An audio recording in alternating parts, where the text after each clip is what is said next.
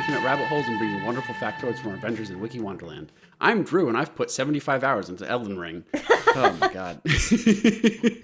Oh, Drew. With me is... I'm Lindsay, and I almost always order a gin and tonic. Hey, me too. Oh, Simon would be your best friend. And I'm Sarah, and I cut 2 kilograms of boob off this week. Woo! It's gone. This is the show where we jump down random internet rabbit holes. We search the internet first by starting on the same wiki page every week. Well, every week we pick a wiki page that is the same among all of us. And we click using hyperlinks within the article away from that page until we find something that we absolutely cannot stop reading. Usually these are jaw-dropping, disgusting, or plainly hilarious things that we had no idea existed in this universe. Today we start on... Jesus, I don't even remember where we started anymore. Yeah, where do we start? Gachapon. Gachapon, that's the one. Yes. Thank you, jeez. Is it a mollusk? No, not at all. No, that's it's isn't it like a type of game? Yes. Oh, it is too, like a vending machine game. Yes, it's a vending machine. Oh my god. I First we remember. started on coquillage, which is just a really hideous thing made of seashells, but then we switched it to gachapon, which is a Japanese word for the sort of like gumball machine sort of turny things you put in a few quarters and you get a prize. Oh my god. Wow. Forgot about that. Well, looking back was the only way we would have figured out where we started, because I'm sure that we ended up in really fucking weird places. I ended up this week on an individual named Pierre-Francois Lacenaire. Oh, wow. That's a name. Very fancy sounding name. Very French. Yes. Very French. Very French. Well, I ended up on a thing called light guns. Oh, Pew pew. pew pew pew! That sounds awesome. You think it's going to be cool, but it's not. Oh no! I can't wait. I can't wait to be underwhelmed. Yeah, exactly. And what about you, Sarah? I ended up on a Stone Age artifact. Ooh, okay. So Ooh. continuing our theme from last week, Piltdown Man, but is this a real? This is a real. Well, yeah, we'll get to it, but yes, Okay. real Stone Age artifacts. Very interesting. Well, Yeah. Very interesting, yeah. before we can get started with that, Sarah, what is our question of the week? The question is, if you could go back in time and tell your 10-year-old self any advice, what would it be? Lindsay, what advice would you give mini Lindsay? I think just very simply, I would say, I love you. Oh, Aw. that's really cute. That is so sweet. I think that I think the person I am now, little Lindsay, would think she was very cool. So I think it would mean a lot. Oh, that is so sweet. That is very, very sweet. What about you, Wow. Sarah? I would probably be like, maybe everything will be okay, like, because I was very anxious as a kid. But also, like, some real advice is, like, nap as much as you can. Like, you're exhausted. You're 26 now. You were so tired, and you would have benefited from some naps back in the day. So, Do you think they get just the- pile up the net? I Like, think, yeah, and I think now I'm trying to catch up on lost sleep from 10 my years lack old. of. Yeah, exactly. So if I could just get a few more naps in my life, that would be great. Cool. What about you, Drew?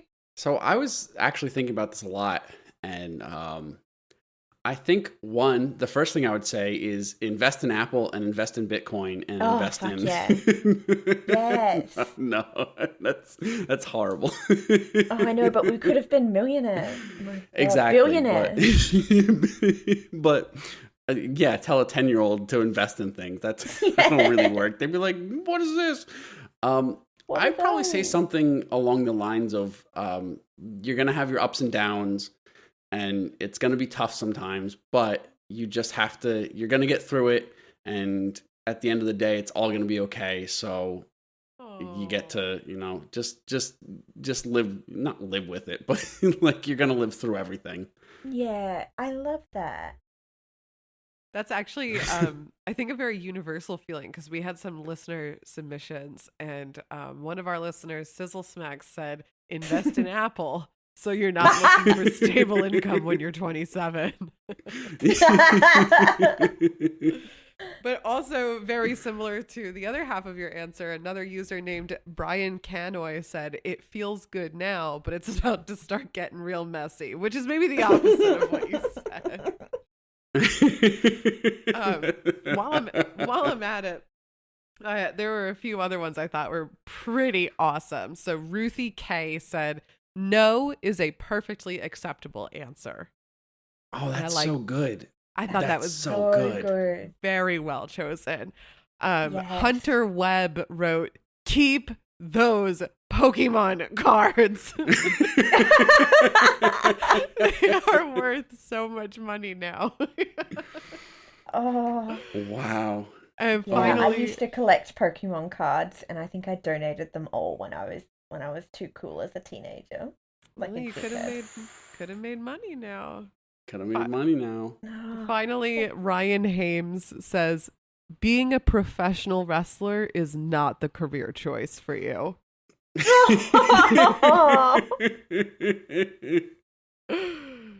Oh. Oh my God, that's good. That's a good one. I like that. A good one. Okay, what are light guns, Drew? Light guns. So, that exactly that statement is what made me click on this, because I was like, what the heck is a light gun? When you see that, you got to click on it. So I had no idea what it was talking about, but when I clicked on the page, it became very clear. So let me just send you a picture real quick of exactly what a light gun is, already because you might be familiar. Oh. Okay. Do you know what that is? No, I've never. No. I see that it says Nintendo. Oh, is this Yes. what connects to games that you play in the arcade? A very, very, very similar. Okay. So this is a light gun. This is called the NES Zapper, or the Nintendo Entertainment System Zapper, which is where my personal experience with light guns actually comes from. There's also the light phaser from the Sega Master System, which people might be familiar with. Those are the two kind of home console things that typically had light guns. So this looks old to me, Drew. How old would you say that these are? Oh, these are the NES was, I don't know how old the NES is. I think it's in the 80s. I might be wrong. I'm failing my video game knowledge right now, but I think NES was 80s, because that's the original Nintendo Entertainment System. That's like the first home console. Okay. That's like really like old. That's 64. Oh yeah, that's way before 64, because there was the Wow. NES, the Super NES, and then the N64. So it's an old console. And so this is sort of gun attachment. Yes. So it's actually basically what a light gun is. It's a pointing device for computers, but is more commonly known as being a control device for arcade games and video games. And they typically come in the shape of a pistol, which I've sent here. Is like a pistol shape, hence the gun part of a light gun. Yeah, So totally. I remember these in like arcade games and things like that. Yeah, that's shit kind at of using big. So these devices were actually super popular in early video games and early arcade games, such as the classic Duck Hunt, which is what I spent countless hours playing. Really? Absolutely. I played Duck Hunt so much because, you hand a little kid the thing that looks like a gun, he's going to have a great time. Okay. Yeah. And you get to blast ducks out of the sky. I mean, it's not, now that I say it that way, it doesn't sound so great, but it was super fun, and the dog would laugh at you if you didn't hit him, and it was just, Duck Hunt was a good time. Awesome. They hate that dog. So I've shown you what the NES Zapper looks like. That's where my sort of point of reference came from on a light gun. So I'm guessing neither of you have played with these, but it's basically a controller that allowed you to point and shoot at the screen, and the game would recognize the hit of the target just from you pointing and clicking. Which I And didn't it's know. Sorry, I didn't know that these were available for home entertainment systems so early. yeah, absolutely. Yeah, these were in the 80s they were available, but this super cool technology is actually very old. Not very old. It's not like ancient, but very old for compared to what I expected it to be. So let's get into the history of light guns because it actually dates back to the 1930s. What? Whoa! I was like, whoa, 1930s? That's ages away. Yeah, right. Especially in like video game times, that's really, really old. There was no computers or anything like that. What? Yeah, exactly. So with the development of light sensing vacuum tubes, so that's where these came from. These are vacuum tubes that are light sensing. These types of controllers became popular in arcade shooting games. So instead of actually having the player physically shoot something with like a mounted BB gun or something similar, now the players could get the feeling of shooting something without physically having to shoot anything. So it kind of cut down on costs and kind of cut down on danger a little bit because you didn't have these like BB guns that were, that people were using to shoot at like, cardboard or whatever you put up. So now you actually had like a gun that you physically held, but it wasn't actually physically shooting anything. So I just thought that was really cool. So this is you're saying at like a carnival or something like that. People used to shoot BB guns and now they're shooting light guns? Yeah, now they're shooting light guns, exactly. So this wild. this was specifically designed with the Seeburg Ray of Light game in the 1936. And so we're talking really, really old for these, this type of thing. And, these are, I guess it would be kind of more like a carnival game than an arcade game. But because I'm guessing arcades weren't really a thing back then. But right. Do they have any pictures of the original game? Or was it just lost to time? I think it was lost to time, but I will see if there's any pictures actually. That is so cool to think about, like 1930s arcade games being so advanced. Yeah, they must have thought they were living in the future. So here's a picture of it. I think this is what it looks like. Wow.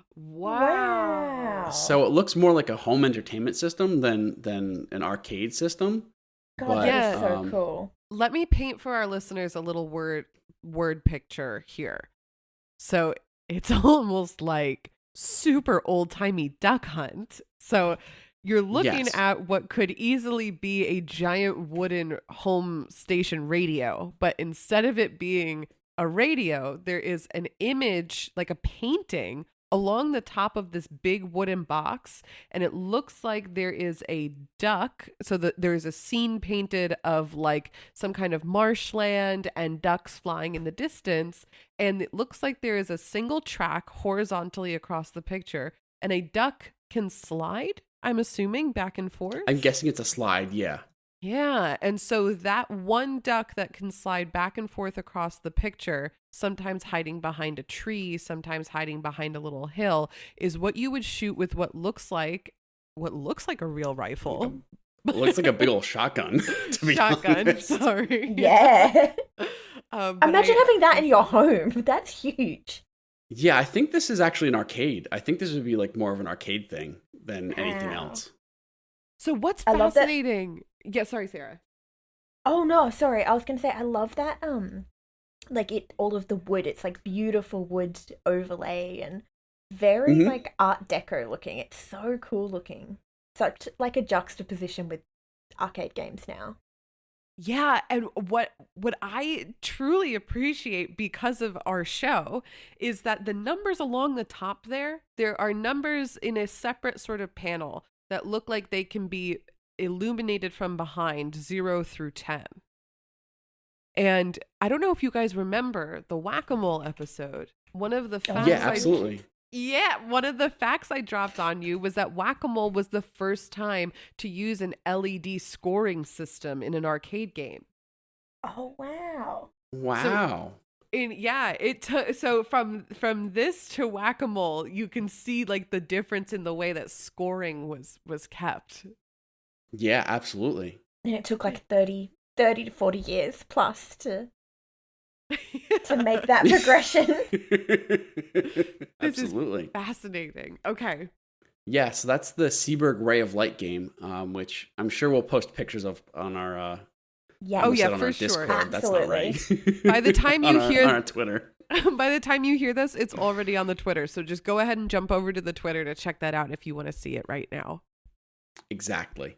So these games evolved throughout the subsequent decades, culminating in Sega's game Periscope, which happened to be the company's first successful game released in 1966. So let me show you what Periscope actually looks like. Oh, So lovely. Periscope looks like you're actually in a submarine. You've got a submarine Ooh. periscope, and Ooh. you use that to.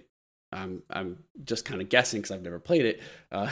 You use that to turn the periscope, and you shoot at different targets based off of that.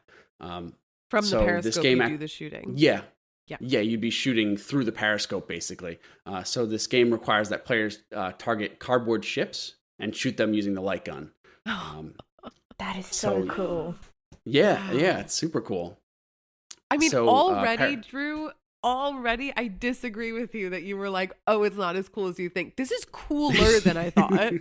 Yeah, this is way cooler than I thought it was going to be. I thought it was going to be like a 70s invention. No. Oh, I love this.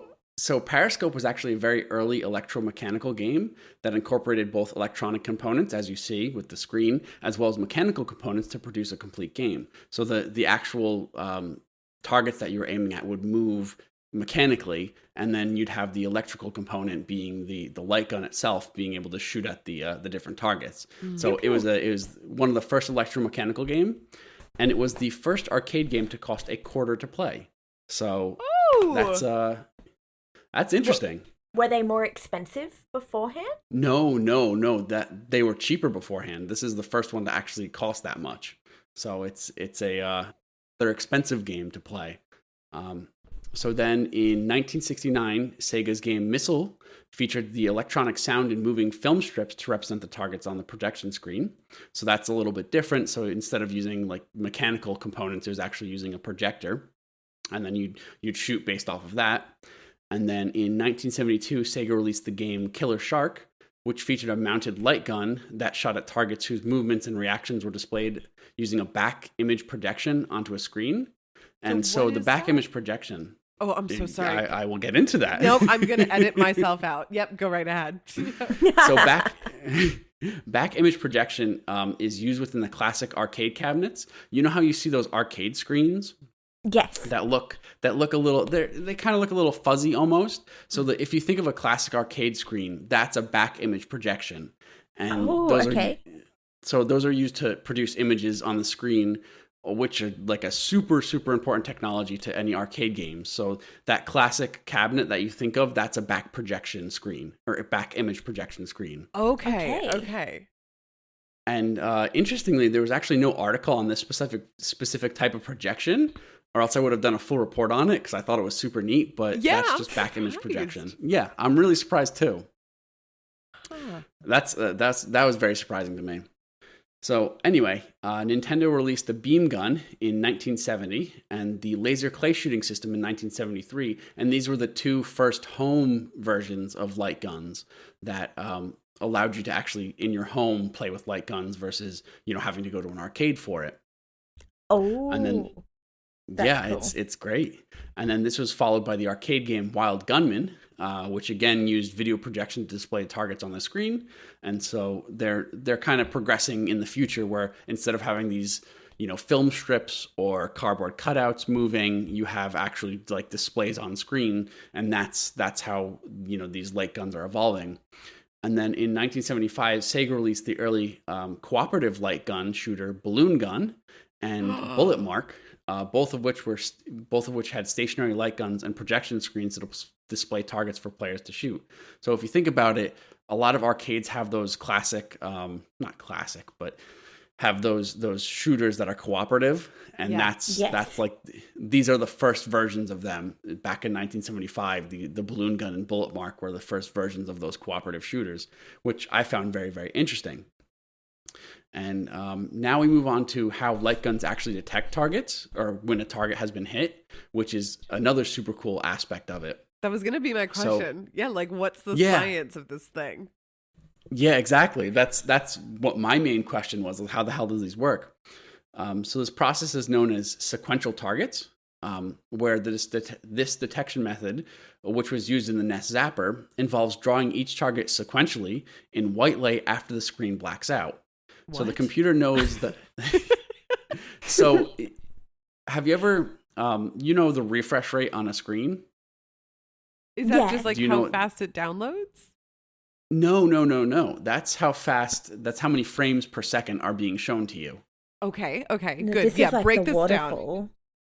So basically, what's happening is it's if when you had these lower frame rates on classic CRT. Do CRTs have frame rates? I'm guessing. I feel like they don't.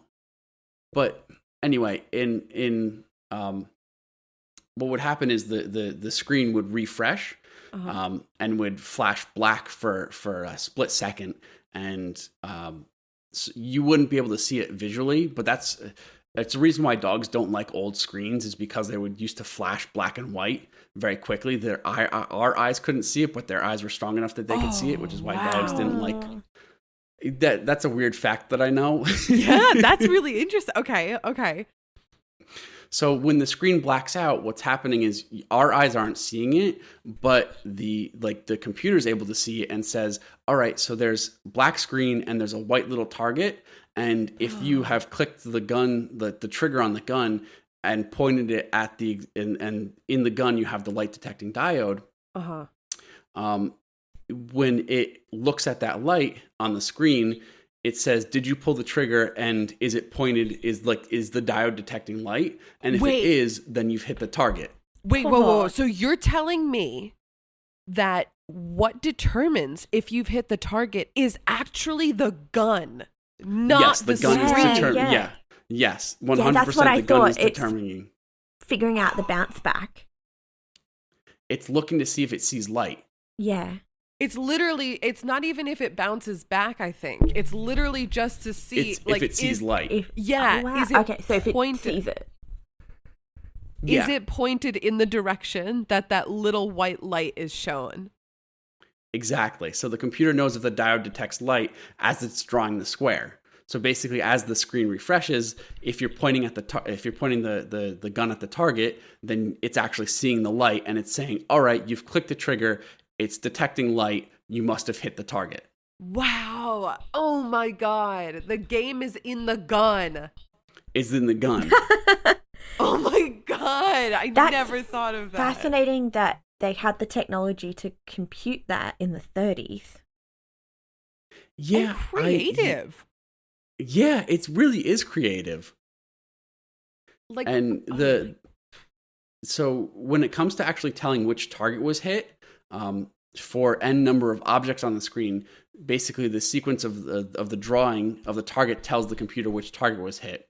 So after a certain number of screen refreshes, what would happen is it would say, all right, this sequence of targets, like the first target was hit, the second target was hit, the third target was hit. I'm not explaining this well. Basically, You're doing great. No, you're doing great. So one refresh was performed to determine if any target was hit, and then a second refresh was done to perform basically which target was hit. So it was saying yes or no, a target was hit, and then the second refresh was saying which target was hit in the sequence. yeah. So that it can So start that's- to count like points, right? Yeah. It can start to count points, or it can figure out which thing to display that you hit. So it's saying, oh, you hit this or you didn't hit that. So if you had two things to shoot at, if in the sequence it would say was number 1 hit or was number 2 hit, and then would basically determine it from there. Yes. Do you know what I mean? Yes. Yeah. So a very funny side effect of this, if there's a poorly designed game, players could basically point the light gun at a light bulb or other bright light source and pull the trigger as many times as they wanted, and that would cause the system to falsely detect a hit on the screen. That's so smart that they figured that out. Yeah, so you could just point at a light and start pulling the trigger, and that would make hits happen. But when game designs got better, what they would actually do is they'd have a moment where the screen was completely black, and then that would verify that no targets were hit. And so if you were just pulling the trigger at light, it would be saying, well, you're not actually hitting anything because there's nothing on the screen to hit. And so that's kind of how they did it in these very quick refreshes that are happening, split seconds. It's having it say, oh, well, nothing's on the screen, so you can't be hitting something, so you haven't hit something. Right. Which is very interesting. Yeah. Called out. Exactly. You're called out. And then an interesting offshoot of the light gun actually comes to us in the form of the Wii remote, which I'm sure both of you are familiar with. I loved Wii so much. So stupidly much. It was such a good gaming system. It really was. So the Wii remotes actually use infrared video cameras in the handheld controller rather than just a simple light sensor. But funny enough, in a 2008 article in Video Game Magazine, it was stated that the Wii remote was not as accurate as a traditional light gun. So we went back a little bit, but I think light guns just were more accurate because I think they had less to do, you know what I mean? Where it's just like it's just detecting light versus actually being a video camera that you're using to not trace an image, but you're using to work with the remote. I don't know how it works. As you can tell, I did light guns, not Wii remote controllers. So another interesting way. Yeah. It's above my pay grade. Exactly. So another thing, another positioning method that they had that was later developed is rectangular positioning and image capture, which are both alternative ways to determine where the light gun is pointing. So rectangular positioning is similar to image capture, except that rectangular positioning disregards any on-screen details and only determines the rectangular outline of the game screen.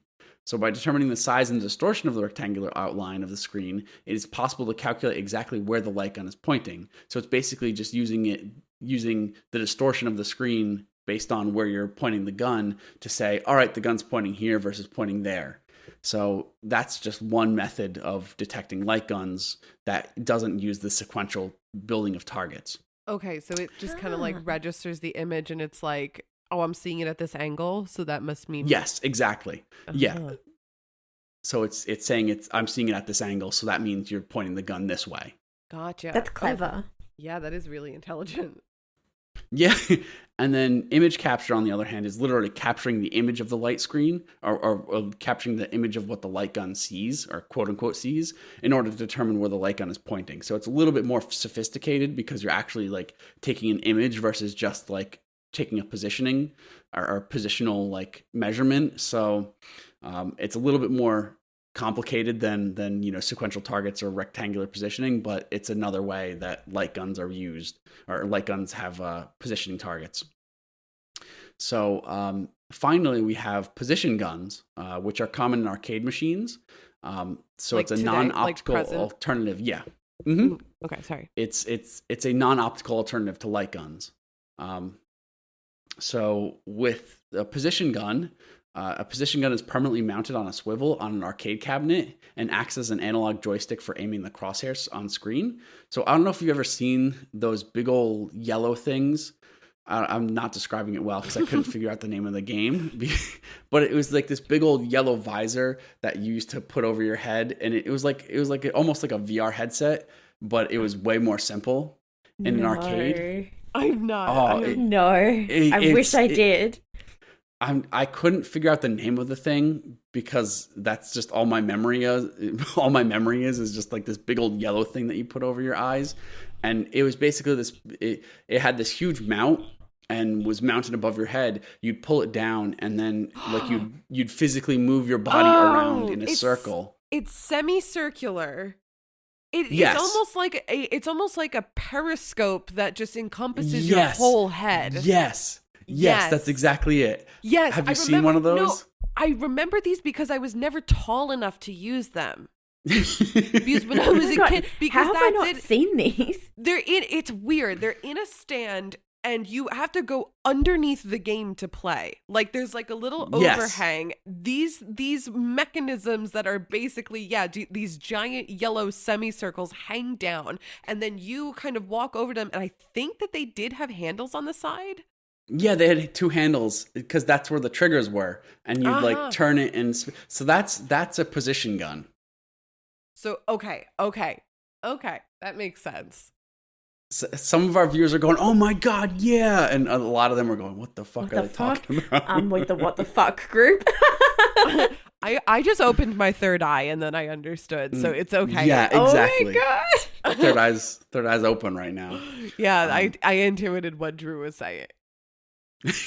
So don't worry, I'll edit that out.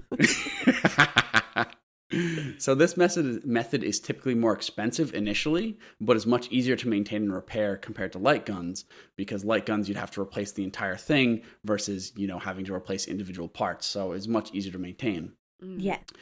So position guns include games like Silent Scope. Was that the name of it? Silent Scope?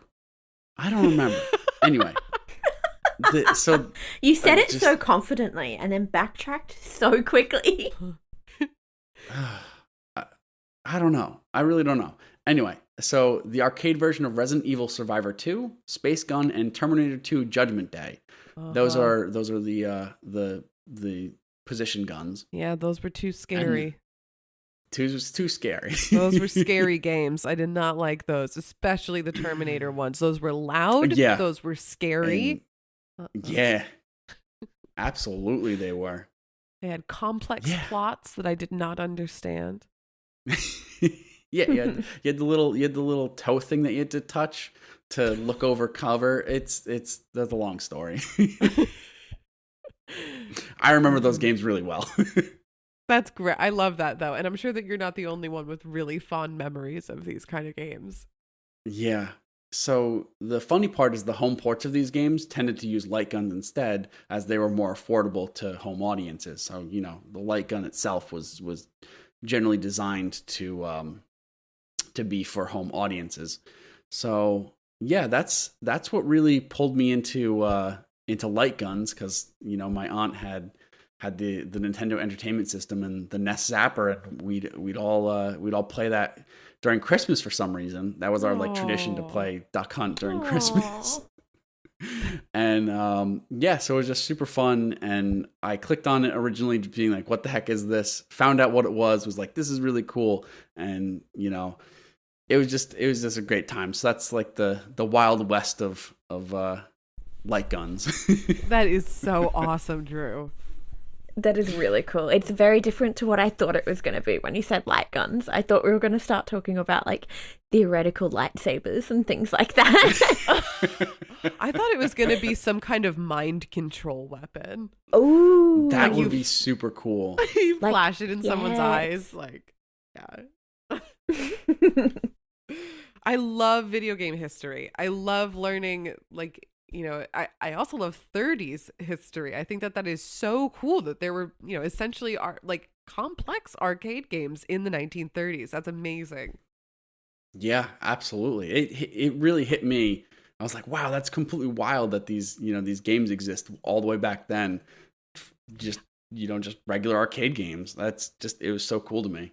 And I love when you pick topics that are personal to you, because it's like you always have this like personal connection that's like, oh, I have experienced this in my life and I didn't understand it or took it for granted. Like, I want to expand on that. I think that's awesome. I appreciate that. See, your video game addiction is helping the show. It's helping the show, exactly. I'm just teasing. We love you, Drew.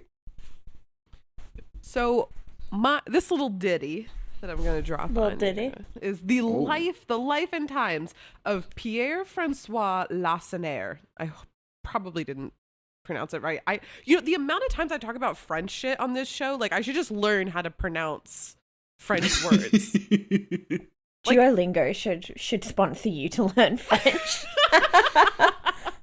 GoFundMe so Lindsay can buy Duolingo Premium. Duolingo Premium. It's also very interesting, because I think that my perception of like being into French stuff feels very like hipster or very like, you know, posh in ways that I don't see myself. Like I know this is like a gross stereotype of like, you know, an entire culture. But you know, when people say like, "Oh, I'm really into French film," or "I'm really into like French books," it's like, Yeah. okay, wow, yeah. But, like the number of times that I talk about French stuff on this podcast, like we've only had, I think this is like our 21st episode, and I'm like, Yeah. here it is again. Talking about French again. Like, I'm learning about myself, but I somewhat I'm sorry, Drew, but I somewhat dedicate this topic to Sarah. Oh, that's fine. I know you'll still like it, but I dedicate this one to you, Sarah. Pierre-François Lacenaire, vagabond, poet, serial killer. I love learning about serial killers. I think they're fascinating. Yes. Bad people, but fascinating. Yeah, so I will come out front and say I'm not exactly sure why everybody calls him a serial killer, because when I think serial killer, I think somebody who kills people the same way every time. Like they have some kind of signature, like, whatever. It's normally a compulsion. Yeah, no, he just kills people, I think, with whatever's closest. So Just willy-nilly. Yeah, I guess that could be his MO. Yeah, maybe his MO is just... It's just disorganized. So, yeah, he does not fit the description that I had in mind of a serial killer. But then again, I clearly don't fit my own description of myself. So let's get into it. So yeah, this guy, I'm just gonna call him Pierre. Like we're all good friends. yeah. I mentioned to you guys off camera, this guy's life is so packed with just stuff and events that his wiki article had to break it down by the month. So this man died at age 32. Wow. He was guillotined. You couldn't break my life down by the month. I know. From the years 2022 to 2026, she just sat on her ass at a computer. She suffered through graduate school and regretted her decision. The years prior, you could find her in a library, scrolling through her phone, not doing her work. Or drunk at the university bar. So, to avoid sort of just, because inevitably when you have that much information, it just turns into a list and you lose sight of the story. So I'm going to kind of give some highlights, but I will say that this is a rich history that I am forced to gloss over. Okay. Wow. So he died at age 32, but what I immediately thought was so interesting was that he was born in the year 12, and not the way that we think of the year 12. He was actually born in the year 1803. Quick little trivia. Okay. Yeah, do you guys know why perhaps on his birth certificate it would say year 12? He was French and born in what we would call 1803. Oh, is it like the rule of King Louis? You're you're close. So right about the time that the United States was having their revolution, so 1776-ish, the French were having their revolution. And the French Revolution was such a class war overhaul that they were like, fuck imperialism to the point, or fuck the government so much to the point that we reject the calendar, and the calendar starts over with our revolt. I love that. I wish they kept it. Well, I think things like came all the way back around, and everybody who had started the revolts fell to the hands of the revolt. Like it really went all the way full circle, really turned on the people who... The French Revolution is actually a very fascinating piece of history, but he was born in year 12 as per the French Revolution. Wow. Okay. Awesome. Yeah. So right off the bat, his parents not big fans of the kid. Didn't weren't his biggest fan? Didn't think he was a little legend? No, he was not the firstborn son. I think Oh, disappointing. yeah, already, like, son, you were late. You were not the first one. And I don't know how many children survived into like adulthood, but it did say that his mom had 13 children. Oh, this was around the times, I think, when I was talking about my topic of the rabbit birthing lady, where a lot of time children wouldn't make it past infancy or very young childhood. Right. So I don't want to say, oh, he was one of 13 kids. I think he was I'll one just of say 13 births. Yeah, he had a lot of siblings, I'm sure. I just don't know how many. But, among all of these kids, among all the craziness, not being the firstborn son, not a lot of life prospects off the bat.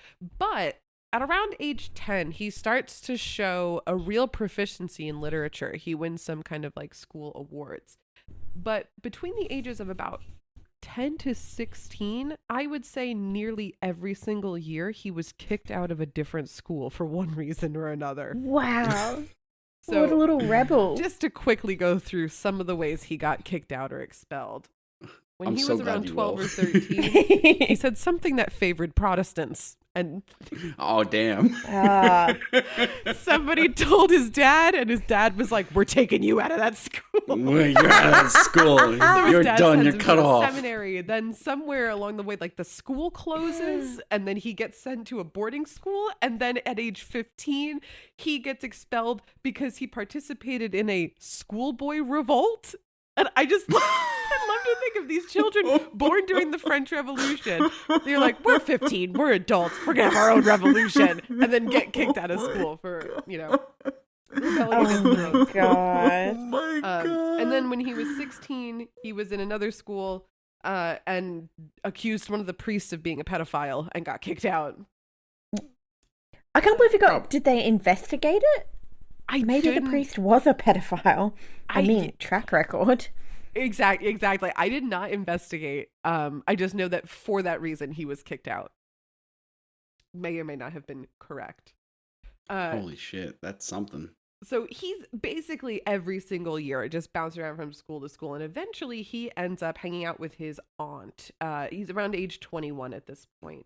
And he's like, you know what? I've always been good at writing. Like, I'm going to give writing a shot. And I don't have many other prospects because I keep jumping around. So he writes some kind of a vaudeville play that does pretty well. And then he writes articles that he submits articles, I think, to like newspapers and journals and stuff. And he does not receive payment for them, but the articles appear in publication. What? So they stole his work? Basically, yes. And evil. I think that if not getting bounced around the schools, I think maybe that is kind of his villain origin story, where he, especially in the article, they say this leads to his disillusionment. He's like, oh, fuck, life isn't fair. Mm-hmm. So he does what any young boy does, who's like young and full of angst and no job prospects, and he signs himself up for whatever war is happening. Let me go fight out all of my angst and anger. Yeah. So he's 23 years old at this point. Poor Says, kid. fuck this. I'm going to join the Swiss Army. Uses a fake name because I guess you can just do that in the 1800s. He's a quartermaster in the army for like less than a year and deserts. He deserts the army. Oh, he went AWOL. Yeah. So you super cannot do that. No, people do not love when you do that. That is gonna come back. Oh, shite. He gonna get punished. So let's talk about the 24th year of his life. He comes back. So he was fighting in the Swiss Army, comes back to Paris because, he's in France. And then he's like, maybe I'll also live in England. Maybe I'll also live in Scotland. I'm going to sell alcohol. So he's okay, sir. living all over Europe, selling alcohol. And he goes to his brother and he's like, I need money. I'm strapped for cash. And as you can imagine, given this guy's profile already age 24, his brother's like, fuck off. Like, you don't stay in Like, school. No, like you don't stay committed to anything. I'm absolutely fucking not going to give you money. So Good on him. what does he do in a situation like this? He starts Steals it? forging. No. He starts forging checks with the family name. Oh. Oh. So he's not even stealing from others, he's stealing from his family. Yeah, this guy, no more. No. But they kind of rejected him first, I'll say that. But I mean, That's true. Yeah, but Was his family rich? I think that they did have a good chunk of money. I saw that. Okay. So he's getting sent off to school. There's a lot of kids.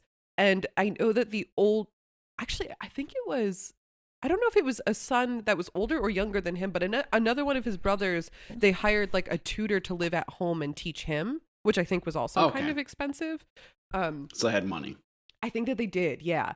I'll tell you, spoiler alert, but not really. By the end of this man's escapades, they are in serious debt. So, all right. He starts forging, family checks and everything like that. And so his family, he's using the family name. And so, like, the people come after the family being like, hey, you have to give me this money.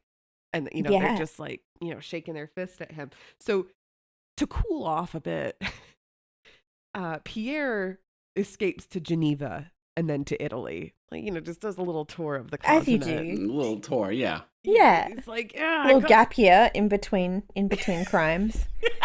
Yeah, and he's like, I probably made some people mad back in France. I guess my liquor business wasn't doing so well. Like,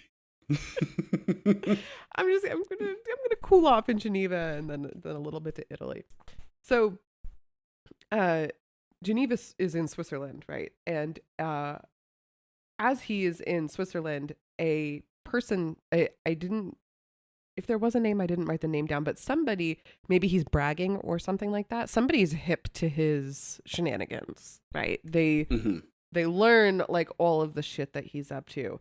And I think, probably the extensive and gossipy, juicy bits of this man's history and his crimes. So this guy narcs on him, tells the authorities that this guy has done some crimes. Like, you should arrest this man for already a list of reasons. And so Pierre says to his new friend, he's like, hey, I gotta tell you something. Come here. And just keep saying, come here. And like lures him out of town. Don't come there. Don't do it. And kills him. He's gonna die. I knew it. He kills the man who knew his secrets. Oh, how did he kill him? Did it say? I'm sure it did, and I didn't read it. How did he kill him? Probably with like something random that he picked up. Probably no rhyme or method. Let's see. Lures him out of town to a secluded place, challenges him to a duel, and kills him. Oh, a good old duel challenge. Yeah. Still murder. Hey, we're friends. We're friends, but I'm going to challenge you to a duel. I feel like I want to imagine that this man was in so much denial about his crimes that he was like, how dare you assault my character? I challenge you to a duel. So then he's like, all right, I'm going to go back to Geneva. Why not? Yeah. So this is, like I said, he's about 24, 25. In the same fucking year of his life, he goes back to France, and a friend comes up to him and says, you owe me 600 francs. And not only do I really need this money, but this money, if I do not produce it, will be enough that I have to join the military. I have to go to war. Oh. If you don't repay me the money you owe me, I'm stuck in the army. Let me guess. He did not repay him. Well, I want to believe Pierre felt bad for the guy. I don't actually know if he did. Maybe this guy was just a huge pain in the ass and Pierre was like, fine, whatever. So Pierre goes to his dad and he's like, pay the man, give the man 600 francs. And his dad is like, what the fuck? Like, this was your fault. Get your shit together, Pierre. My God. You're not the firstborn. I don't even like you. Stop taking my money. So he's like, Dad, please, money, please. And money, please. His dad says, you know, I will pay your friend this money, but in return, you have to go to the army. That's the trade. Which, good on his dad, kind of. Like, you know, have some consequence for some actions. Also, this guy, like, killed a man already. I'm like, I don't know. He already killed a man. Yeah, Daddy probably didn't know about that to bail him out of his predicament. That's very true. So, he's like, all right, I'll save my friend. I'll fall on my proverbial sword.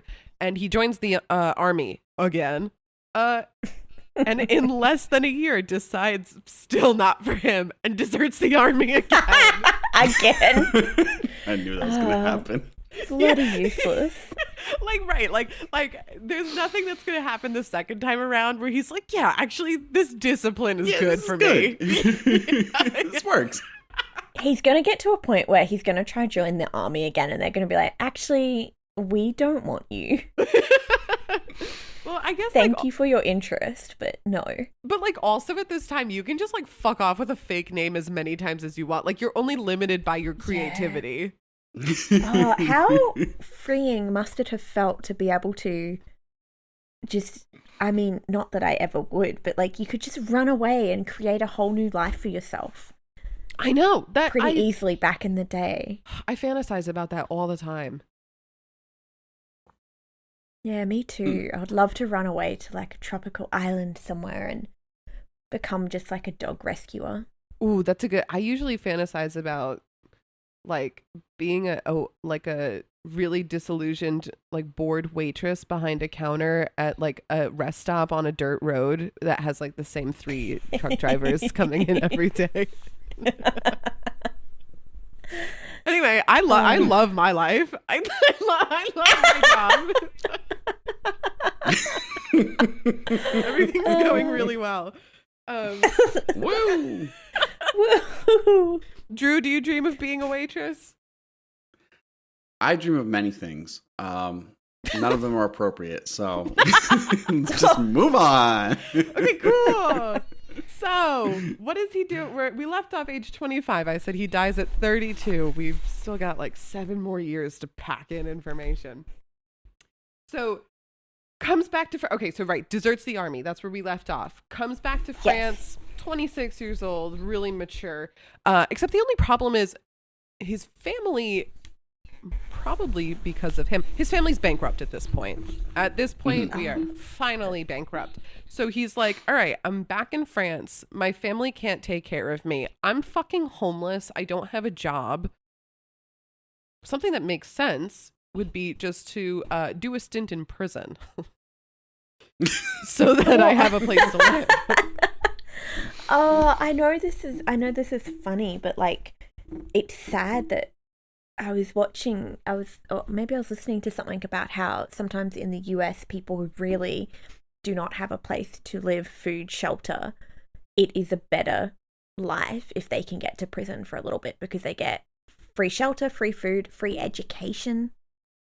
Yes, that better is medical true. care than you'll get outside. That is very true. That absolutely does happen. I can totally understand why. Why not? Except I'll agree with you that I feel bad for those cases. This guy's a dick.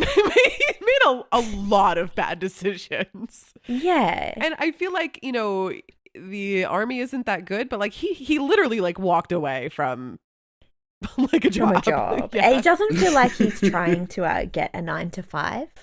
Yeah, right. He's not really trying to better himself. He's, you know, dropping a lot. So He also killed someone, so there's that too. well, so Yeah. Oh, sorry, we forgot about that. Bad man. here, I'll remind you, because the way that he decides to get to prison is Oh no. he steals a convertible, which I think at the time must have been a type of wagon. I'm pretty sure he crashes it. Like a horse and cart convertible. I don't know. So here's a really bad confession.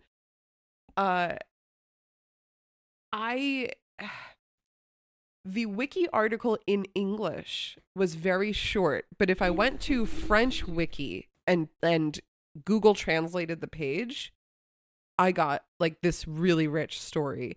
So Yeah. unfortunately, the word convertible was not a hyperlink, and I did try researching what convertible means in the early 1800s, and I actually do not know. I could not find any answers. So I think it is a carriage. It makes sense. Yeah. Well, anyway, he steals a carriage, and I believe, I don't know if he crashes it, but he at least steals like some kind of vehicle. And then like this is all like in some kind of town square where there's like a like government buildings and stuff. Then challenges some politician's son to a duel and kills him. Oh. Oh. Oh. And I love this. He's arrested because of the theft. Not because of the murder. No. What? Well, it was a People's duel, so, priorities you were know, messed up. I think It's a duel. I think the rules are different for a duel. So now he lands in jail. He's sentenced for 1 year for stealing this convertible. But while he's in jail, some of the places that I looked to do some research call this the College of Crime while he's in jail. Oh. Yeah. So he starts to learn kind of the slang of the criminals. He can like talk the talk now. And he kind of becomes a gang leader. Oh no. So Oh, classic.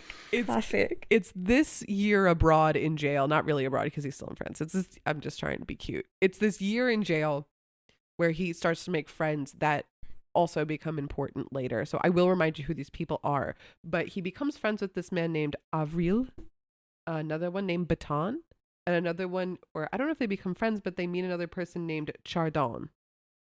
Okay. Mhm. Chardon. Chardon. I love it. So he makes these friends in prison, and he starts to kind of learn the language and attitude of being a criminal, despite his sort of upper class upbringing. Okay. Mm-hmm. And he comes out of jail. Now he's about 27 years old. We're getting close to our age. Like now he's like, okay, one of our peers. He leaves jail, and he is brought before the commanding general to answer for the fact that he deserted the army. That'll do it. Oh, it bit him in the ass. Okay, I love this though. Like stealing a car, 1 year in prison. Deserting the army, 24 hours to a month. What? Okay. All right. So he does his time. He gets his slap on the wrist, whatever. And it's kind of around this time he kind of picks up writing again. But along with writing, also picks up stealing. So he's a little thieving writer. He decides to start kind of traveling around Europe, traveling around France, writing and casually blackmailing people. And I kind of find this hilarious. It's kind of throughout this year that he and Baton, one of his friends he made in prison, so he's like a writer and he's like not really very successful as a writer. And so then he's like, okay, well, I also know crimes really well. And so then he and Baton are like, let's just steal from people. Like, let's just rob people. Let's like catch them in the alley, hold them at like knife point, whatever, and steal their money. They do this probably like 3 times. And every time like the person does not have money. Oh my god. What a disaster. Oh, good. So they're not Give us all very your good. money. He's not very good at writing or at stealing. At this Okay, point. so he's not So, good at many right, things. right. So he's not good at stealing. He's not good at writing, and he steals silverware from a restaurant, and that puts him 15 months in prison. Like again, like deserting the army is one Wow. thing. One day. Yeah. So anyway, like okay, the crimes aren't going well. The writing isn't going well. So his friend Avril from the prison is like, you know what? Let's ramp it up. Like clearly this isn't working. We just need to go like balls to the wall about this. Remember that guy Chadron from Chardon from Trajan. that guy. Yeah. That guy. Yeah. The name from, I liked. from prison. Let's go just fucking kill him in his house and steal everything. Mm. Escalation much? So he and Avril go to Chardron's house, and Chardron lives with his mother, and murder both of them. They used some kind of like cobbler's pick, and then just like a fucking axe, and then they like suffocate the mom. It's like this horrible, gruesome murder that becomes Oh. very important. This is basically his downfall. This particular murder, not the other murders. I guess the other murders were fine because they were duels. Yeah, Yeah. clearly. Yeah. So they're kind of on a bender at this point. He's about 31 years old, and like I said, dies at 32. We don't have much time left before the real consequences. So Get cutting it close. yeah.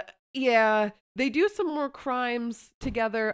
Avril, I kind of thought this was pretty interesting. He gets arrested not for any of the botched stealing and not for the murdering, but actually gets arrested because he was trying to defend a prostitute from getting arrested.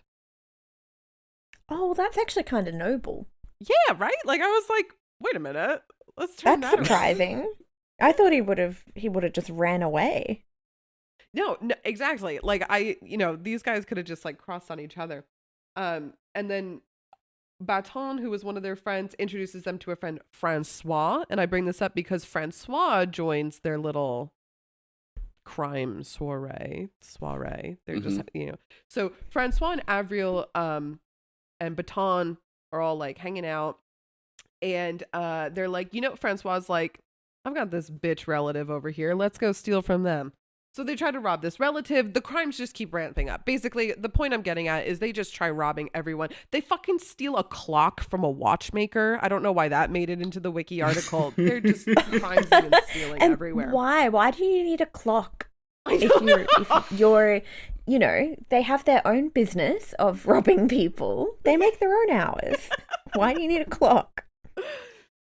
So at some point, the real climax happens where, unfortunately, the Google Translate makes this very hard for me to understand what the crime was. But I get the impression that possibly Pierre tried to steal some noble's identity.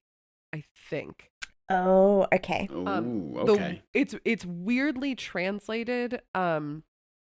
They say he was preparing a swindle with a draft in the name of the Drevon House in Dijon.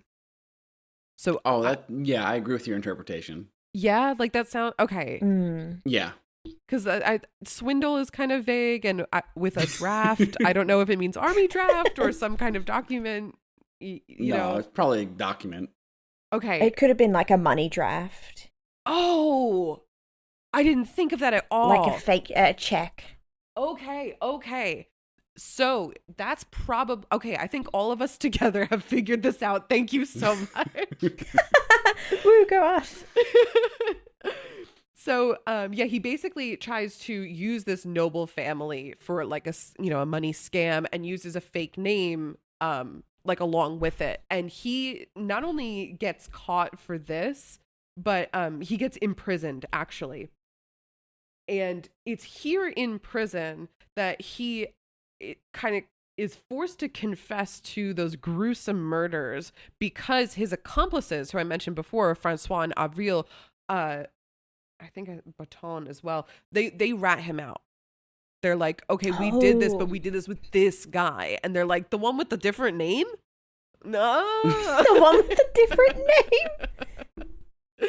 So basically it's at this point where he is imprisoned for this kind of forgery that the murder consequences all kind of fall on him. And as if this wasn't incredibly interesting enough, so here we are in his 32nd year, he's about to die. The trial is actually why he becomes the most famous. So while he is basically like in trial, it's pretty much a done deal. This guy is like guilty as fuck and gonna die. He churns out his writing that actually becomes very famous, in fact, during his lifetime. So, okay, wow. Francois Avril and he are basically judged before the public. And what's interesting is that the physical appearance of Avril and Francois according to the article, are built like brutes. So they look big and mean. Pierre is this tiny little bourgeois thing. Mm-hmm. So because of help me with the pronunciation, physiognomic? Yeah, I'd say physiognomic. That's fine. Okay, people had an idea back then of what criminals should look like. And he didn't fit it. So already there was public sympathy, like, this little guy couldn't be evil. Oh, how wrong they were. It's the little men you gotta look out for. Love a short king, but also But also, yes. murder. So he turns the whole fucking thing into like a theater salon. There's tons of women there. He's hamming it up, and he's like, I kill a man like I drink a glass of wine. Just really. Okay. So, tone down your dramatics a little bit. And then this reminds me of like every anime trope that they bring up his crimes and he admits them, but with like a heavy dose of cynicism and offhandedness. Like, yeah, I did that. Yeah, I did that. Super Yeah, I cool. guess I did. Yes. And, so he's like really playing up the theatrics, and he's like, honestly, like my friends ratted me out. So yeah, I did these crimes, but like they deserve to die for being shitty friends. Like you should kill all of us. Like he's just like not, like he's working the room, like as if he just really isn't even a part. And I love this. His lawyer tries to plead insanity and it doesn't work. His lawyer's like, he's clearly off his hat. Yeah, like this guy's having too much fun right now. So, finally we end up, he gets sentenced to death, he's guillotined, but his memoirs and poems are what really get picked up, and he begins this, or he is the start or inspiration for a trope that's called the dandy assassin. I will give some examples of that, but there is a quote that I'm not sure if he actually said, but during his execution, this is also translated from French. I arrive at death by a bad road. I climb there by a staircase. Oh, It's fucking metal. that does sound so metal. So, he inspires this sort of trope in literature, and some of the people who he inspired were Stendhal and Balzac, but also Victor Hugo brings him up in Les Mis. Who else? Charles Baudelaire, my truly favorite poet of all time, called him one of the heroes of modern life. Also because Baudelaire inspired Poe. Baudelaire was very, very dark, so that tracks. Dostoevsky read The Trial, and The Trial is what inspired him to write Crime and Punishment, in which the crimes that are committed are nearly an exact copy of Pierre's. Wow. Yeah. That's iconic. Yeah, truly. Yes, truly iconic. And probably bonus material, because I'm not sure if it got cut out. I went on a long rant about how awesome Michael Foucault was. He's a philosopher from the 70s. Michael Foucault also talks a little bit about Pierre in some of his writings. But yeah, Wow. that is the legend of the bourgeois romantic criminal. That is so cool. I love it. That is so cool. Yeah, I didn't think I could be into true crime, but that was incredible. That's I an know. incredible story. I know, it's So weird. good. Like, I read this story and I was like, I really want someone to make a movie out of this. And then I get to the bottom and it's like Crime and Punishment. And I'm like, Crime and I'm not going to read Punishment, that. It's too long. Yeah, no, super, super cool. I love this weirdo. Well, not the Yeah. crimes part, not the crimes. Not the murders and the crimes, but the cool bits. The cool bits, yeah. Yeah. So, thank you for all of your enthusiasm for all of this. Oh, we loved it. This was awesome. It's great. The second sentence on Wiki is like, he became known as the poet assassin. And I was like, Poet yeah. assassin. Ooh. You got it. That's so cool. That is a very cool nickname. Yeah. Yeah, I feel like this is like if our podcast had a child. The poet assassin. Yeah, poet assassin. Oh my god. Okay. So my topic is so different to both of your topics. I really don't know how I ended up here. I went on a wild tangent. But today I'm going to talk about some of the oldest human-made things that we've ever found around the world. Ooh. And before I break down these Stone Age pieces, I wanted you both to have a guess at what you think they are. The oldest handmade pieces. Yeah, oldest hand/human-made pieces around the world. I'm gonna guess a hammer. Okay. I would say some kind of weapon. Oh, okay. I guess a hammer could also be a weapon. Yeah. I was thinking more construction hammer, but I guess it could be.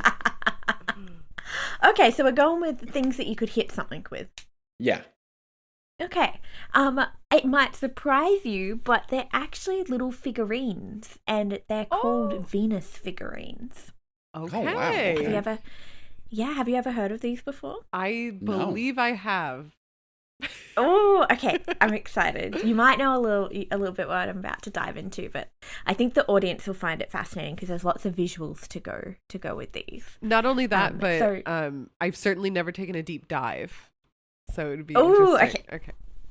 Okay, awesome. So these things called Venus figurines, and they're actually any late Stone Age figurine or little statuette portraying a woman or a feminine figure. Mm. So most of these have been unearthed from around modern day Europe. However, some have been found as far away as caves in Siberia. Oh. And so the majority of these sweet little figurines found to date back to the Gavatian period. I probably said that wrong, but around 26,000 to 30,000 years ago, which is just stupidly old, don't you reckon? Mhm. Yeah. Well, so wait, did these all look the same? No, I'll get to that. But it's basically just any figure of a feminine person. Dating back about between 25 and 30,000 years ago. Okay. But there have been a couple which have been found that are thought to possibly date back as far as 200,000 years ago. Holy shit. Wow. Yeah. Oh my god. So there's a little bit of controversy with those ones, but if they are true from that time, that would mean that they were most likely made from either very, very early Homo sapiens or other types of humans that were living in continental Europe. I didn't even think of that. Like, who is making these? Yeah, So right? we're pretty sure most of the ones that are about 25, 30,000 years ago are from Homo sapiens, because we would have been the dominant species around that time. But the ones that are thought to be a couple 100,000 years old, really it could be a couple of different other humans. But there's a bit of controversy, so we'll get to that a little bit later on. Okay. So first, let's break down what they tend to look like, because first of all, I find it so interesting and honestly a little bit self-assuring for my body image. So I'm going to send you an example of one of these, and I would like you to both try to describe it to the audience. Can you describe the bosomy figurine that you see in front of you? That's a heckin' chonker right there. It's a lady. That is a lady. That's a woman. That's a big titty goth girlfriend. Yeah. She would be your big titted goth girlfriend. Would she be goth though? I don't know. Maybe gothic. That's a terrible joke. But how do I describe this? It's I don't know. My brain is just thinking of bad things. It's not thinking of anything good. I bet that they're not bad things. I No. bet that they're just things that maybe you think are not polite. But yes. that's not bad. Like objectively, That's what not you're bad. looking No, at just- is not just- bad. Yeah. No, I don't mean the what I'm looking at is bad. I'm just my brain is bad. Oh, your brain is not bad. It's a bad thing. So how would you describe, would you say it's clearly a woman or a very feminine figure? Yes. It's a very feminine figure that has I would say it doesn't fit modern beauty standards. Mhm. And I would say that it's more on the heavier side, but Mhm. but it's like, I don't know. It's like beautiful in its own right. That's I guess cute. Yeah. that's the way I would describe it. I love that. That's lovely. Yeah. Very, very uniquely feminine. Very large tatas Yeah. carved in this little figurine. They Oh, look. are some boobies. And yeah, it's a more voluptuous, more very healthy looking person. Voluptuous is a so- great word. She's Yeah, that's very, the word. I very couldn't think of that voluptuous. word. yeah, that's voluptuous is perfect. Yeah, and I think what Drew said with it wouldn't meet today's beauty standards, I think this is going to be fascinating when we talk about what we think they were used for. Okay. So to Oh. summarize, most of the figurines are very clearly depicting feminine qualities. And all of these are associated with humans as well. So we're the only mammals, unfortunately, in the world that have constant tatas. We have, I forget what they're called. I think they're called everlasting breasts. Oh my We're god. the only mammal. Yep. Yeah. We are the only mammal in the world that goes through puberty and has breasticles that stay through life. Most other mammals, the female mammal will have babies and then their breasts will grow for milk and then they will shrink away. A bit like if you think of like doggies when you see a mama dog and she has her boobies, but then they go away. Wow.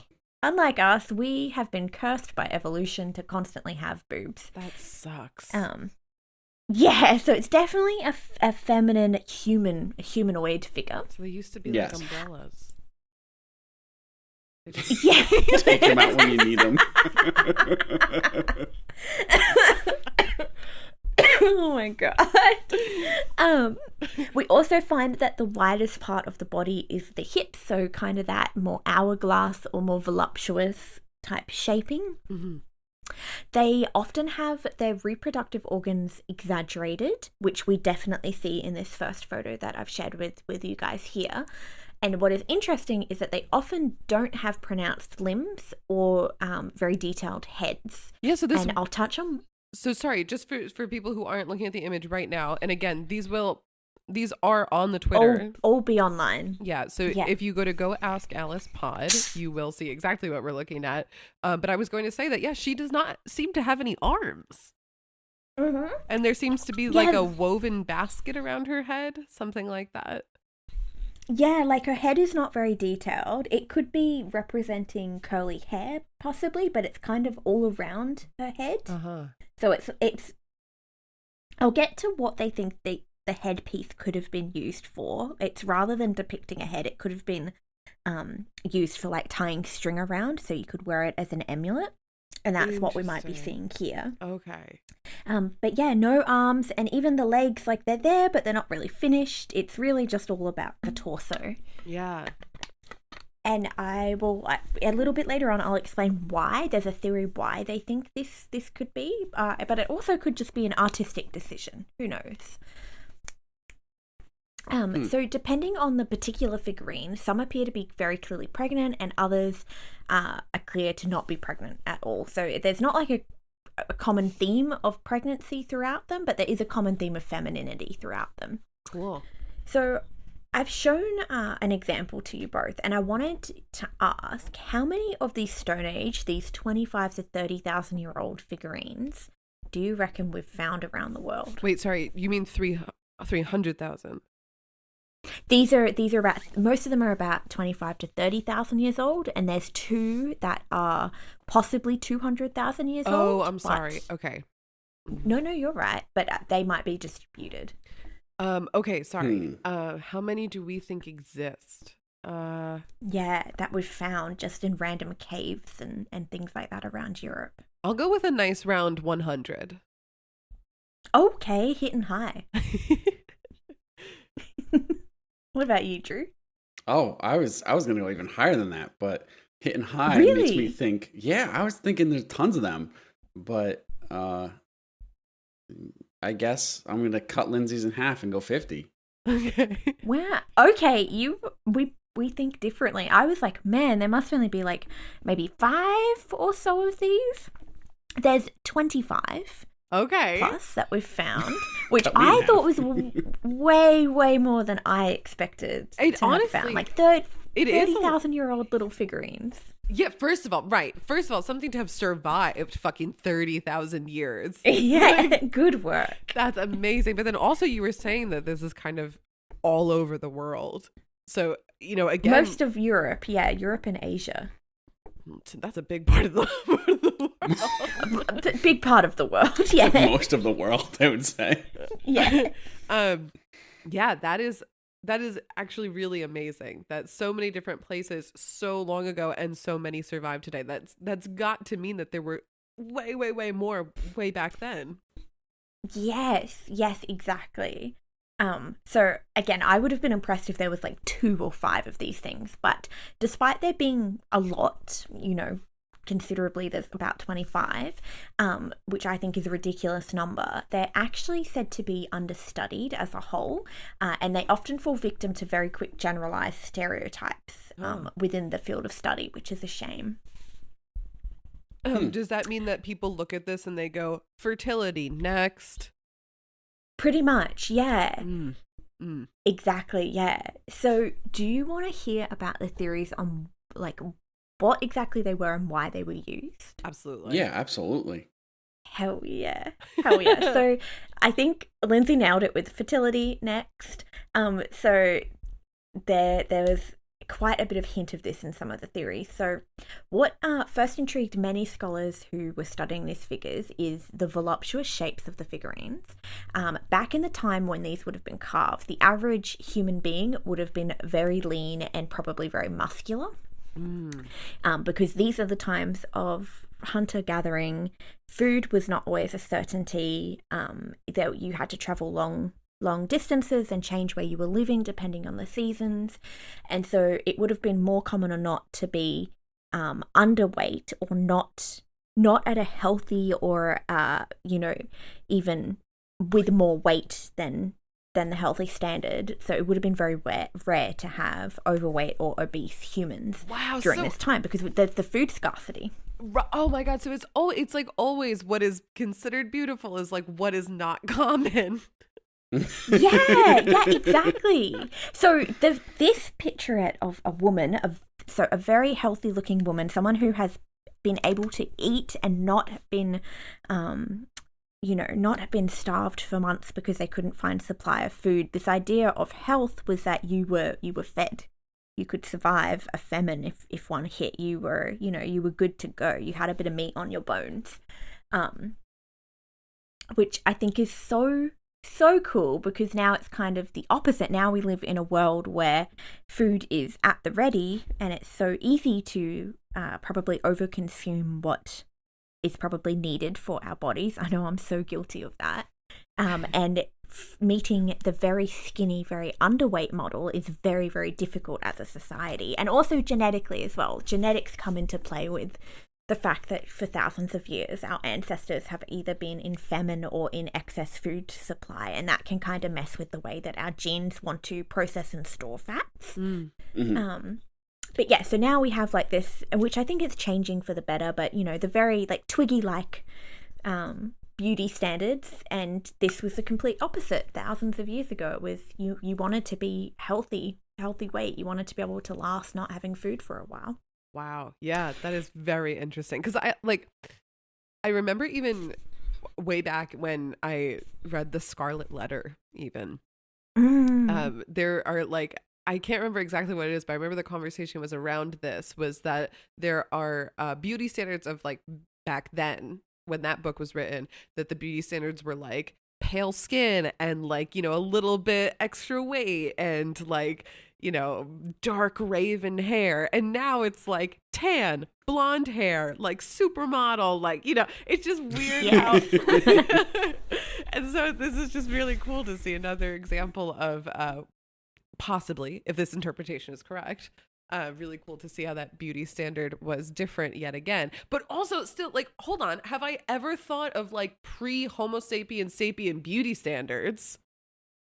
Whoa. Like, imagine like Neanderthal, Yeah. Homo erectus beauty standards. It's just probably being alive was beautiful. Well, I think also just, you know, there is something super profound about the fact that art and beauty, the concepts of art and beauty existed so long ago. Because like, I mean, take for example, you asked what we thought was going to be the first thing made, and Drew and I were both like, okay, like tools and weapons. And like the answer was art. Like that's kind of amazing. I think it is too. I think it's really interesting that humans have, like, we want to express ourselves through things, and through things like that we keep and that are meaningful to us. Yeah. Which is quite unique as a species. Some other animals definitely do it. Like there's, you know, otters and penguins that have rocks or shells that are their favorites, and you know, things like that. And birds that have, you know, favorite shiny things. But I think it's, you know, it's quite interesting that we're like, I like it, I want it. Yeah, I like that. So getting back to the fact that they were voluptuous looking figures, it's theorized that the figurines weren't particular portraits of real women of the time, but rather were probably instead a religious or a spiritual icon. So okay. So this might be supported by the fact that these are often very small, and it could hint at them being held in the hands of humans during rituals or other ceremonies. And as for the shape of the figurines, having large breasts, ample hips, protruding stomachs are all associated with the idea, or this common idea, of fertile and pregnant women. So being able to birth a healthy live offspring. Mm-hmm. So it is possible that these female figurines served as a fertility symbol. So one theory is that, which ties in with the previous theory, is thought that maybe people who were giving birth would hold them or would wear them as amulets to try protect the person during pregnancy and childbirth. Oh, that makes sense. Yeah, so that's one theory. So that's a theory why some of them don't really have heads, or they look like the head might have been like a loop. So maybe it was an amulet that they could wrap leather and things around it to hold it. Okay, yeah. Yeah, some Venuses were also once anointed and painted with traces of red ochre, and it looks like others were decorated with symbols that also may be associated with lunar cycles. So both of these aspects, both the red ochre and the lunar cycles, suggest a possible connection to menstruation and fertility. I was going to say that. Because that... Yeah, exactly. So it's very likely that they were probably a fertility symbol of some type. Mm-hmm. Okay, so we've touched on why they don't have heads, because they might have been worn as amulets. But there's a theory that they don't have heads or pronounced limbs, that because the person who was carving them was trying to model it off what they could see looking down. So, yeah, you can think of it as back in the time, they didn't have mirrors, so they would have rarely seen their reflection. And they were just like, okay, I can see my body, this will be my starting piece, is what I can see looking down. But you can kind of see your arms. Which I think, yeah, you can see your arms, and definitely you can see your legs. But maybe you can't see your face. Is why some people are suggesting that they don't have faces. Have faces, yeah. That would make sense, yeah. And it would also explain the exaggerated hips. Yeah, because if you're looking down, like, you get a different view of what your body looks like compared to someone looking at you from eye height. Yeah, like I don't know if men do this often, but like women certainly. Well, I'm speaking for all women right now, but like if I look down, I definitely have one idea of how my hips present themselves, and if I look in the mirror, sometimes I'm shocked that it is not the same. Like looking down. Me too.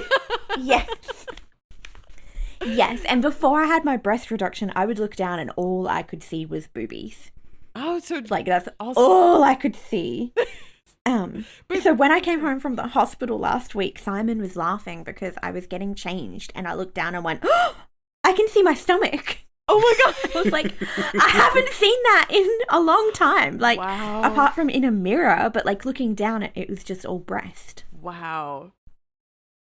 So you can kind of see maybe that's where some of these, their inspiration was coming for these figurines. That's amazing. Especially, I'm going to show you a figurine up next, which I'm like, yeah, that's how I would have carved my body if I was looking down.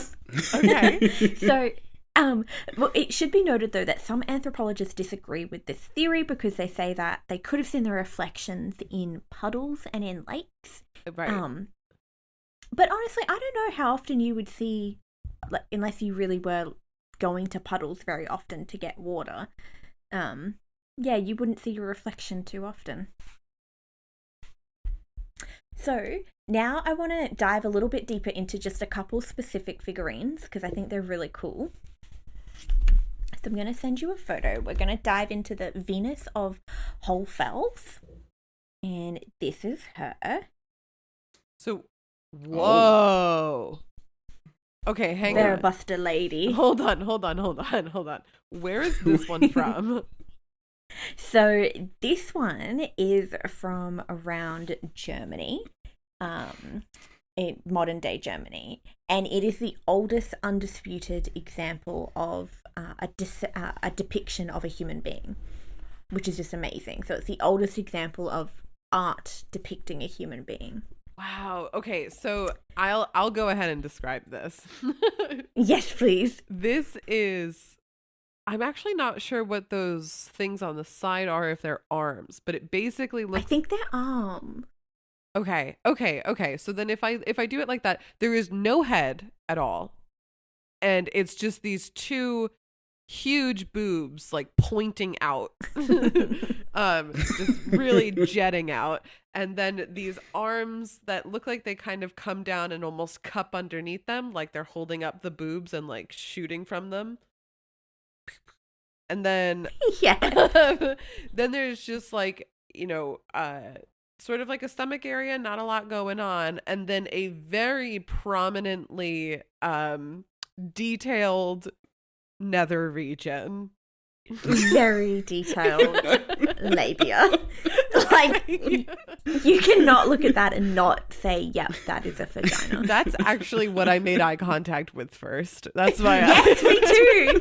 The third eye was looking at us. Wow. And then, barely any sticks for legs because no one's really looking at the legs. Yeah. Wow.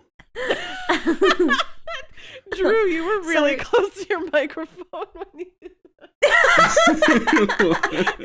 Wow. Wow. That's a lady. Poor Drew. Or we all envy Drew. Am I right? I don't think you do.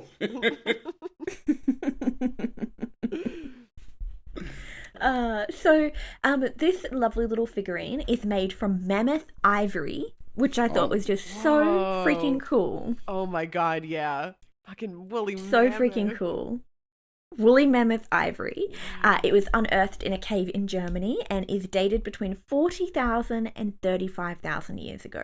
So very, very old. Wow. So Wow. it is, so when it was unearthed in the same cave, just under a meter away, they also found a flute made from vulture's bones. Oh my, a suit? A flute. Oh, a flute. Flute.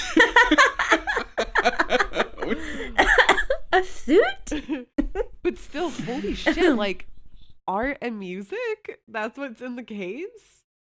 Yeah, art and music. So it could have been left over from, maybe this was a birthing cave or, some type of like a safe haven for expectant mothers. Wow. Which I thought was just amazing. Special birthing cave. Holy shit. And then you got little flute background music to calm you down during childbirth. Oh, that would be lovely. Oh, man. So we're going to move on from her and we're going to move to the Venus of Delani Vestonsky. Okay. I've just sent you both a picture of her. Her boobs are not as perky as the previous lady. Poor love, gravity has taken a toll on this sweet lady here. Very saggy. Very saggy. So this is dated to around 29,000 to 25,000 years ago. No, BCE, so about 30 to 32,000 years ago, about 30,000 years ago. It was found in the base of Devon Mountain in the Czech Republic. Okay. And what is so amazing about this figurine is that this one and a few others from nearby locations are the oldest known examples of ceramic articles in the world. Wow. Yeah. So they were using ceramics, and it was the type of ceramics that could be cured at pretty low temperatures. I think I remember reading it was about 700 degrees Yeah, because Celsius, so not super hot. to make the process of making ceramics, you do need to use like a special oven, right? Yes, you do. Okay. You need to have a special oven that can build the heat and pressure really, really high. So that's pretty remarkable that this is so old and that they had this sort of complex process to be curing the material. Yeah. Yeah, I think this is amazing. Wow. And So still amazing. her boobs are really saggy. I know, the poor girl, they should have. Maybe, so this figurine, this is me speculating as well. I'm not an anthropologist.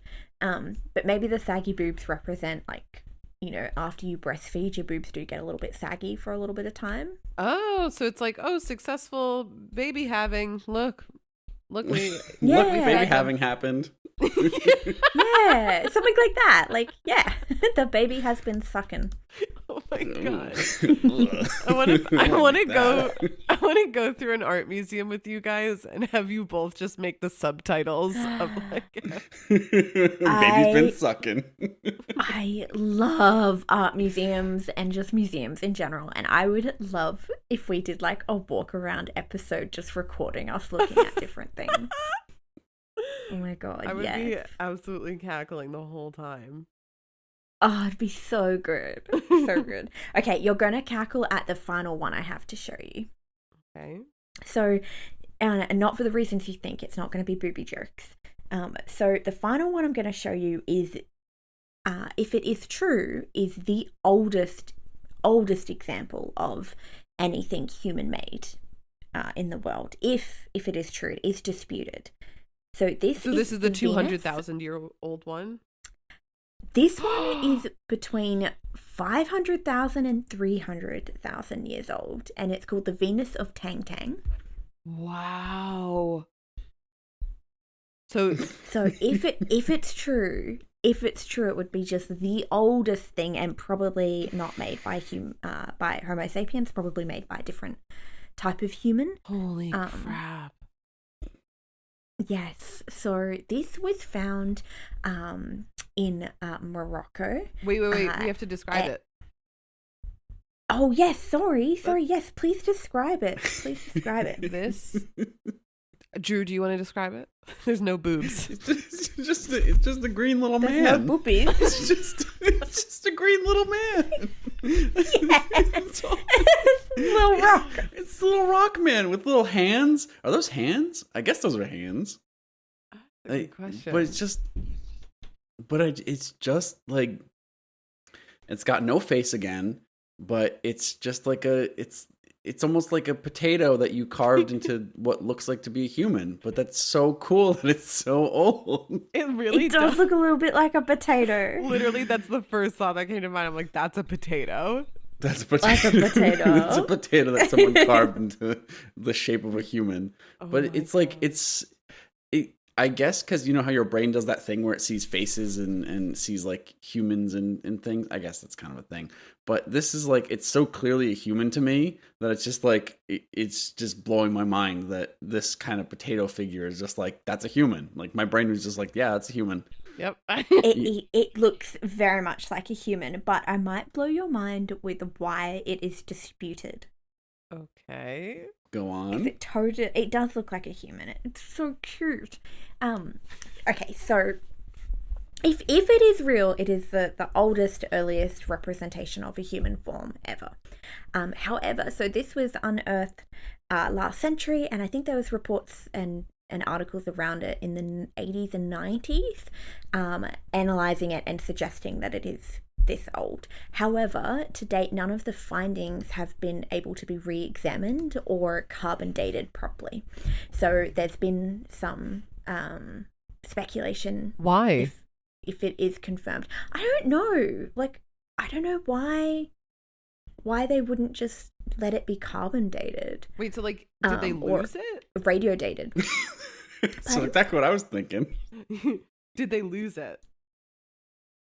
I hope not. I don't even know where it is at the moment. But so a professor, Stanley Ambrose from the University of Illinois, has expressed the opinion that based on the original finders' work and without studying the object directly because they couldn't get their hands on it, that the rock shape could have been a result from just natural weathering over the past few 100,000 years. So it just, I naturally look like this. Yeah, it's just I naturally look like a little person. And it could be our willingness to want to see like human form or human shapes in things. But I don't know. I reckon it is like, yes, it looks a little bit like a potato, but it clearly looks like there are some legs, arms, and a head. And it's also in the original work published, which again, nobody has been able to confirm with the sample itself. Apparently there are traces of materials that would not be naturally appearing on the object without some type of human intervention. So I don't know whether that is some type of paint or some type of coating, whatever it might be. Right. So I think I'm on team like Optimus. I reckon it could be the oldest little human depiction we've ever seen. Yeah, like there's just, I mean, I could understand one or two of these things being naturally formed, but there's just too many of them. Like there's like, you know, a distinct head, distinct arms, distinct legs, distinct crotch. Like there's just too many places. It's a distinct crotch for me. Yeah. Yeah, I don't know. I agree though. It seems too much to be an accident. Yeah, and so the picture I sent you is just a replica of it. So I'm guessing it's like a molding or a cast of it. But yeah, I don't know where it is. Like I can't, nowhere in the wiki could I find where it is or where it lives or why we don't have the real thing on display. Where is she now? Like if a museum houses it. It sounds like it's been lost. It sounds like someone dropped it and they couldn't find Dropped it in it like a rock and couldn't pile. find it in a pit of rocks. Yeah, it's outside the museum, like in the rocks, just the landscaping. It's just lost in there. Oh, so good. And just to summarize, just for another giggle, this is the disputed second oldest one, which I think looks more like a potato than the first one. That is not a person. That's a potato. No, That's a that's potato. a potato. I don't know. We'll let the so- viewers decide. You guys, Exactly. you look at the real oldest one and you tell me which one you think is a potato. Potato or So pass. if you want to see all of these, you can go to our Twitter or our Instagram, because you definitely have to look at them. They're pretty awesome. Wait, I'm still laughing at Drew's potato or pass.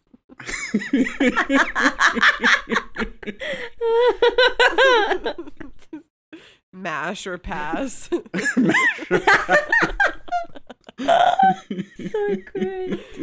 But yes, what Sarah said, absolutely check out Twitter and Instagram if you would like to feast your eyes upon some voluptuous ladies of ancient times.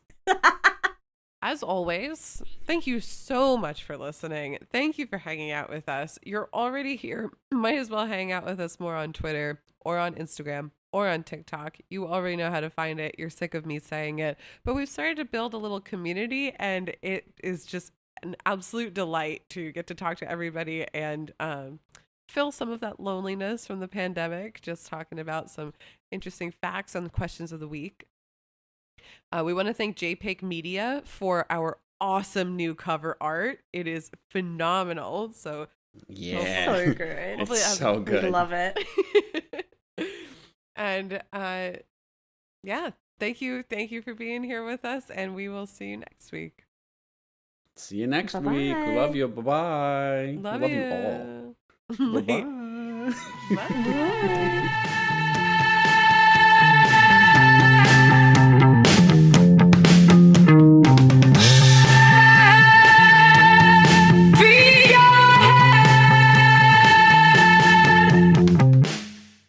Oh, fuck me. I'm still Finneganed.